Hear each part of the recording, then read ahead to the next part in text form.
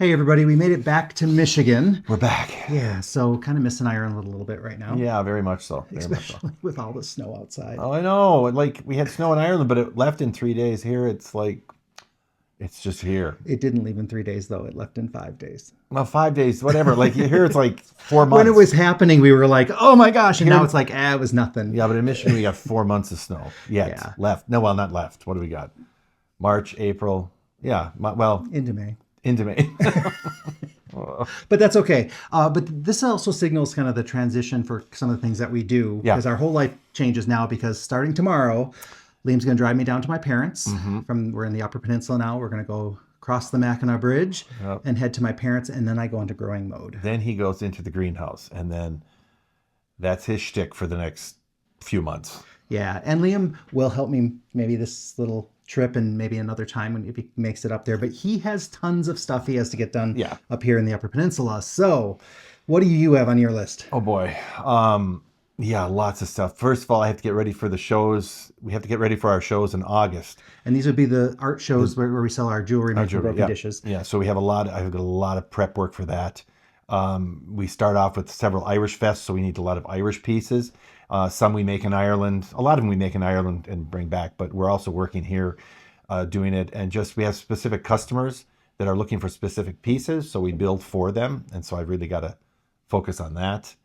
But he can't do all jewelry all the time. He'll lose his mind. So you've got some other things lined up. No, well, I love a lot of restoration work. I'm always working on the house, the house here that we have here in Michigan. There's some tiling that has to be done, just getting ready for the spring and getting everything set. And none of that. He's super excited about his ball blonde. My ball blonde, that's going to be a showpiece. I want the snow to go just so I can see my ball. Liam says a couple renovation projects or restoration projects, but he has a huge fireplace that you bought when you were really young. Yeah, I bought it was about 16, 17 from a mansion in another town by us. And it's the top part of it sat in my mother's dining room for years. She used it as kind of like a buffet or for plants and stuff. And now I said before I die, it's going up on the wall. So the fireplace has been put up, and we're putting that all together with the tiling. It's going to be tiled and with some art tile. A pier mirror has to be hung that I've had for years. No, pier mirror isn't just a normal mirror. This thing is taller than me, weighs almost as much as me, almost. Well, we'll just leave it at that. I'm not going to comment. No, it's heavy. It's heavy. So that has to be put onto the wall. There's a lot of stripping of furniture I've got. I shouldn't say stripping, restoring of furniture that I have. I still work on I love working on old brass servant bells that I've collected. Just some really cool stuff. I just switch into a different mode. Kind of my restoration mode is what I'd call it. And when we're talking about restoration mode, when you did that video where we talked about how to get rid of rings that maybe plants, you put plants on wood and it damages the wood, you had some tips on how to take care of that. There were a bunch of questions. So I'm going to read these to you and maybe you can offer some advice to some people here. So Catherine Logan wrote, in the 70s, we commissioned 3 Queen Anne cherry tables. They were very pale when they were finished. They naturally darkened with age and tung oil. I've hesitated trying anything on them to remove small water spots. How would the products you use react to tung oil? I love tung oil. And there's, tung oil is really a varnish. A lot of people just see it as an oil, but it is a type of varnish. It's not pure tung oil, and there's different variations of it. I've done different research on it, but I have used tung oil on loads of stuff over the years. So I really like tung oil. So if you had water spots on your tung oil, I think that, we talked about using the iron, and to pull some of that moisture out. I would do that first.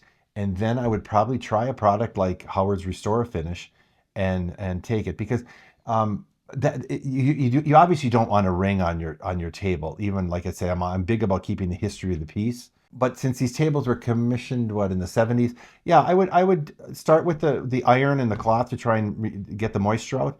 And then I would try the Restor-a-Finish and see. But the tung oil shouldn't be. No, it shouldn't be affected by it. No, unless it's a specific variety. Technically, it can be used on any kind of finishes, even polyurethane. However, I've never used it on, tried to restore anything with polyurethane.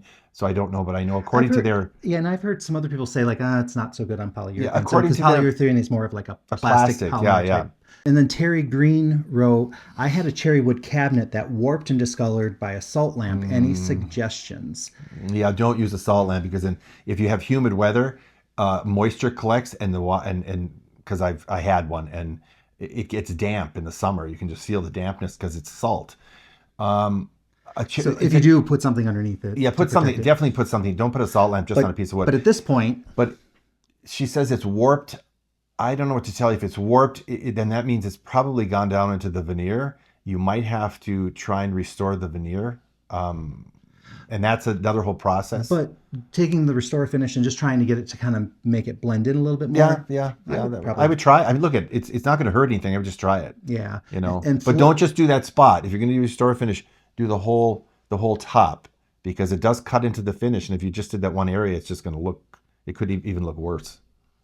And Florida for Marion wrote, can I use it on hardwood floors? From what I know from the research of Restor-a-Finish and how I've used it, yes, you could use it, but I probably wouldn't. I would talk to a floor person, people that restore floors, because I don't know what kind of finish are on floors. There's really heavy finishes. It could be really, really thick. I don't really know.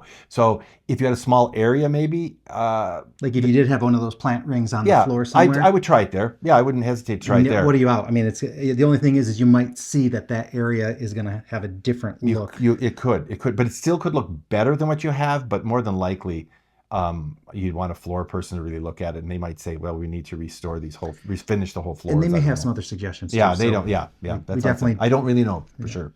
And then Kristen Stevens wrote, I love using wax and feed on my kitchen cabinets after I wash them. My cabinets look and smell amazing afterwards. And you use wax and feed all the time. Yeah, and you can just see on furniture that's really been neglected, you'll just see how that just soaks right in. And you can put even more on, you'll see it soak in.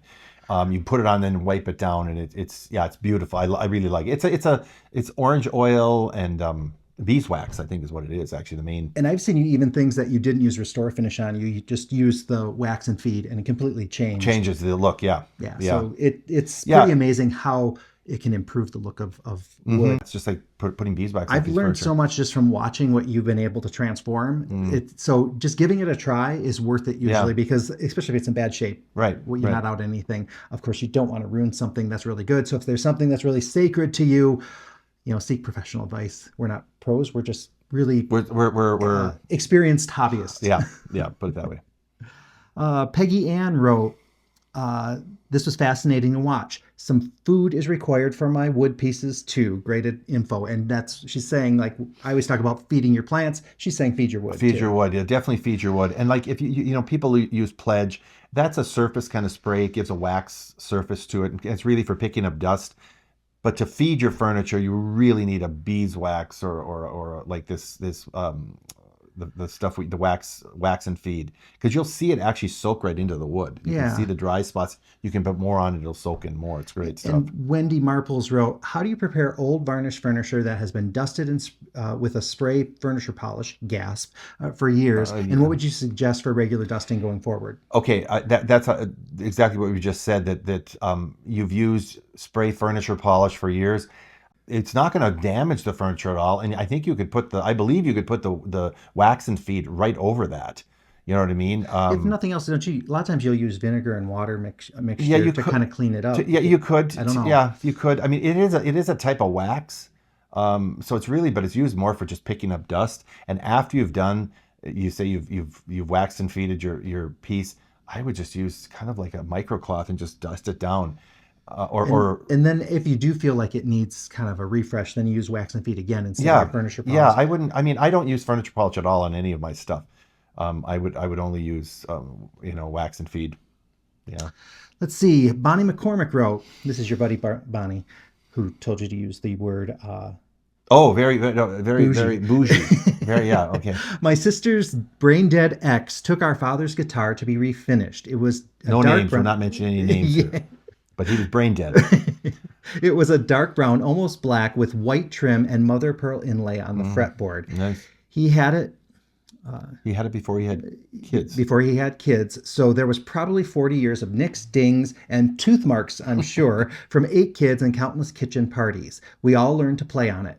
Now it's a weird dark beige with nothing familiar to it. No character, no daddy's guitar when you look at it. I feel bad for you, Bonnie, because that history was taken away in that refinishing. So wait a minute. Oh, he had it refinished. My resistant brain is he had it refinished. Yeah. Yeah, that's too bad. You know, in the 70s and 80s, refinishing, like stripping furniture and refinishing was so popular, and there was so much furniture that was ruined because of that. Just taking all the patina off, the history is gone. Listen, he did it. It's been refinished. All that history's gone, but you have all the memories of the history, and you obviously the way you talk about it, you've got great memories. So and please make more memories with it, because this is now part of the story. Pass that on to your children or your nieces or nephews or whatever. And I bet if you look close enough, there's a couple of nicks and dings and tooth marks. If there's kids, I'm sure there's still a few hidden there somewhere. And then Jana wrote, Liam, I also love antiques and watch many YouTubers. I will find some in Ireland. So Jana's on a mission for you. Oh, please do. Then Siobhan wrote, there's the Treasure Trove in Castlebridge, County Wexford. So apparently they have a YouTube channel. So we're going to check them out. Haven't been to their thing. I think there's another one. I think it's in Wexford called Fortune Antiques. This young woman has this antique store there, and that's a place that she has a channel. And I definitely want to go down there. I think she's in Wexford too. I'm not sure where though. And then the Irish Homestead wrote, guys, I've just found your channel. Your cottage is just gorgeous inside. I particularly love your colors in the sitting room. It's just a beautiful place you have created and inspirational. And I went to the Irish Homestead YouTube channel. We've been binge watching all yesterday. Oh, yeah. And we are loving watching this channel. Oh, yeah. Okay, yeah. So if you want to watch somebody take a derelict cottage, I mean, this is serious. Yeah, ours was in very rough shape. Our friend Tony, he had bought a cottage. He actually had 2 gable ends in the front. And he restored it, and it's gorgeous too. A lot of work. Look, at any time you restore or redo a old cottage, it's going to be a lot of work. Yeah. Ours was a council cottage. All I remember people telling me is it has got a great roof. It's got a great roof, and that's really important. But as far as the colors go, it's interesting. If you'll notice on the sofa, there's and maybe I even mentioned it in one of the videos. There's a carriage blanket that we found in an antique store here in America. It was called Case or Chase. They made carriage blankets years ago for horse and wagons and carriages, and they were heavy wool blankets. They were highly decorated, and we found this one, and it was yellow, gold, red, green. I think I found it, didn't I? I usually don't find the good stuff. You usually find the good stuff. No, I think we both looked at it. You know what? I think we both looked at it, and I asked you, and you said, "Yeah, that's really cool." So. And it was really inexpensive too, which was crazy. Yeah, and it had the tag on it that said the woman had given it to another woman as kind of a gift, and I don't think it was ever used. It was like brand new. Those are the kind of things that you can't plan for. So you can do all your research and you can be planning and have your little inspiration boards, but usually it's something like that changes everything for kind of what you're doing. These guys are doing amazing work. I would recommend going over to their channel. They have a really great one episode where they do a 1-year review. So I think if you haven't watched them, maybe that's a good place to start. But I would say watch every video. Yeah, it's really interesting. I mean, it's so funny. There's so many things that they're doing that I go, yeah, I remember that. Oh God, I remember that. Like the one thing, Liam is like just sighing so often. When he's watching, going like, oh, I remember that feeling. Yeah, like when she's collecting stuff that she finds, like 2 old shoes, rotten old leather shoes, little bits of metal.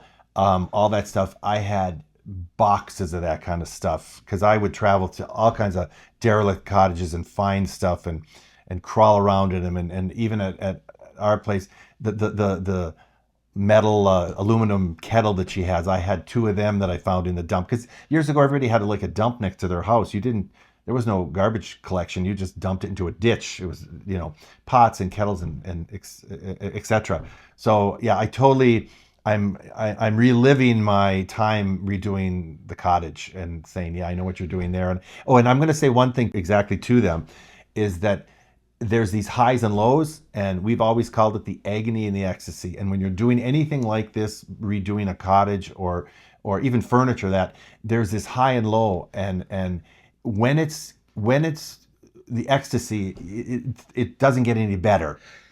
Like these friends that are helping them with this cottage. But then the agony is when it's pouring rain and you're out there and you're up to your knees in mud and you're going, oh, why am I doing this? You know? And they're great because they do keep saying, like, just push through, push through. And, they say they lose the will, I think is the line that they often use. Yeah. You do, but you just keep doing it because you're in too deep. You can't back out. You know what I mean? And for me, when I started it, I was in they came from England, but I'm coming from the United States. And there were times I would go over there every summer with, like, one time I went over with $1,200. That's all I had to spend. And I bought paint and I just painted and painted and painted and painted. And I laid on rafters upstairs and nailed pine boards into the ceiling and stuff. You know what I mean? Now, Steph Enck wrote, I have the same picture of JFK and Jackie. That's a very famous photo. It's or print. Yeah. But it was a photo and turned into print. And you would see that after JFK and Jackie visited Wexford to his family, the ancestral farm. That photo was in almost every Irish house or every pub. And I went on a search for that. Now, in one of the videos, Liam told the story of breaking the neighbor's chair when he was sitting on it. And Catherine McCormick shared a story that was similar. She wrote, we had the same thing happen to my cousin at my cousin's night. Chair went out from under my cuz, but she held on tightly to the glass of wine on the floor while the rest of us were in stitches laughing. Absolutely love your beautiful home. The parlor, not sitting room, for her, that's what they call it. No one is allowed in it, only to look clean and polished. It's very funny you say parlor because my father was 24 years older than my mother. And so there were also words that he would use, like he would always say it's in the parlor or it's in the butler's pantry instead of the pantry. It was called the butler's pantry. And there's no such thing as a couch or a sofa. It was called a Davenport. So it's funny how words change over time. Yeah. Pat Thomas wrote, loved your home tour. Love the memories of your keepsakes. We all should give ourselves a trophy. Corey, love your gardens. They are awesome. I could spend weeks out there with you. Liam, the weight of you had nothing to do with the woodworm. Shame on your neighbor for saying that. That's what I say too. And our neighbor did not mean any ill towards Liam with that. He was just letting him know, like, you are heavier than anybody who's had on that recently. The weight of you. His father was not a small man either, but he died a lot of years ago. So, okay, I think that brings us kind of up to date with some of the comments and questions and what we're up to. We are going to be kind of going crazy with lots of projects. Yeah. We will be back in Ireland in June and July, so we will take you back and we'll be in the garden. We'll be in the cottage. We'll be all over the place. We'll have some visitors. We got a couple of visitors coming, groups of visitors coming over, so we're looking forward to that. Yeah, it's going to be a busy summer. Yeah. So we'll keep you up to date. Thank you guys for watching. I've got lots of plant content coming. Once those flowers arrive down in Posen, I'm going to be like focused entirely on that. Maybe Liam, you can. And then I just kind of disappear. I kind of go away. We'll bring you back in, I promise. How's that? We'll see you guys. No. We'll see you guys all real soon. Take care.